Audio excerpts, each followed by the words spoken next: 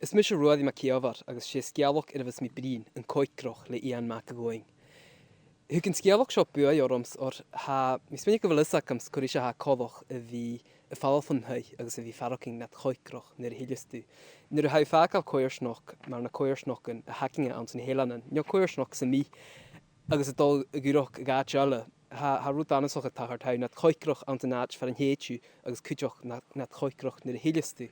Ha mar mí etar dáthh agus ha íon me going methir sin a churin chéile an san scealcan ag choéis ha coch a bhí etar dáthh a bhí mí chóirstal an san dóide sin, agus mí snéic sin ingan bhútain a ha tíanú an san scealach a ha seo. sé teábhach agus an seoirs cartas a hán etar duine ann teábhach in gan na cúsparan a ha an nóchgach an san scealach seo. Mar a gotas cartas dúlich a bhí ag duine ann teábhach ach go bhfuil an cartas a sin háas bhátear.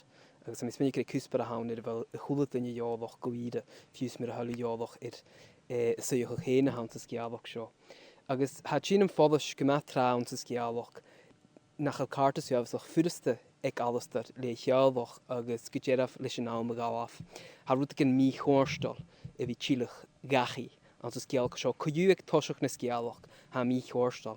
sé hán nach duine itarhealaite i tí gachií i tíla gachií go áit itarhealaite. Ag toiseach na scealach hasin go ficinn go bhfuil an taid héin in nealamh a hasin a féinir an taid héin ar críonnach han jisvak likal bás ha post nyoga na bhaith ar an haú. Agus han haid fiús na slucha na einting na bhachéine ir ha gra go bhil an dói na satir fallaf. Agus mar sin dhé ag toiseach na scealach han astar ha seo etar alastar agus an haith agus stoch i cheálach agus óike. Agus ha go ma noch ag toiseach na scealach mar sin.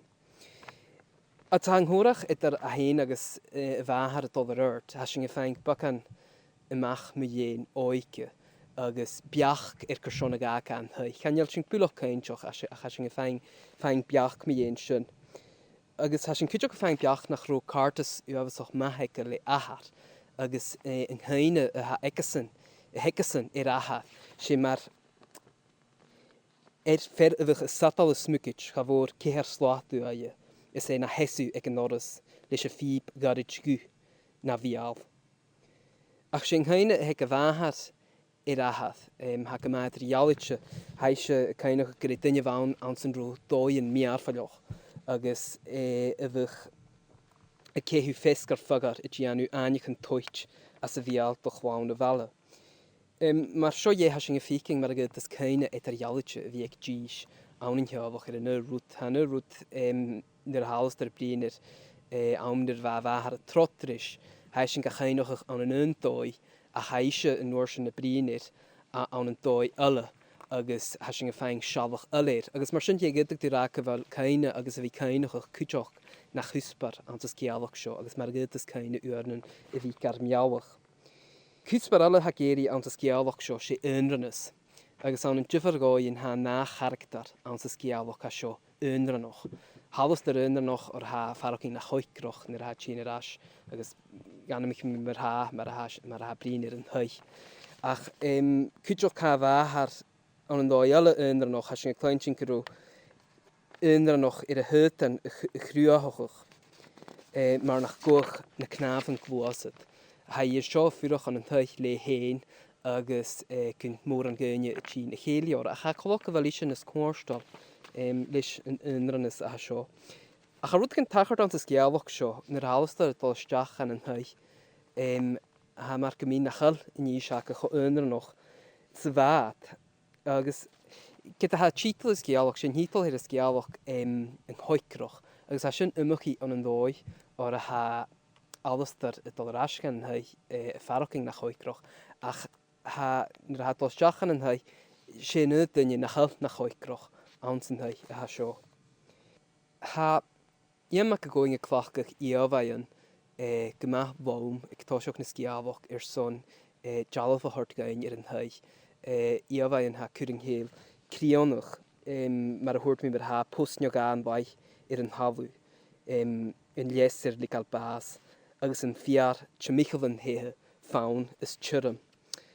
Agus has sin cúideach a chláintin chanig tú gon ro tíineas choricin túite mir an áit a bhuscach fallaf gach ní a bheith beag mar sin hé an chuúrin céal críonnach agus básan an áid choricin.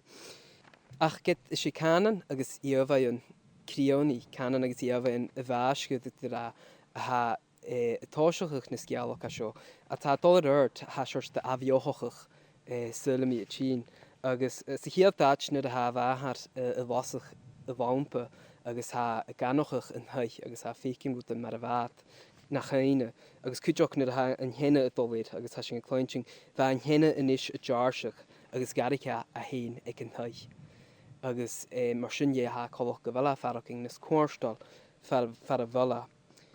Ha mis mé go bhla cúteach maith mar a han scealach seo tín go crí agus has sin a féin amach go bhfuil a bhethar go aneochach a chaneal éanach a ggóing a gíise cúscain ma dhéon détha an feartha seo a faraching ma dhéon seo an ruaseice gorótha bhethar i aneochach nó détha tachart a stéisisin agus mis mé sin gur dóid mehanna sin críocha cúr ar a scealach le bhí fácin cúis le bhí i fácail cúisin an na 19 in léomhdar.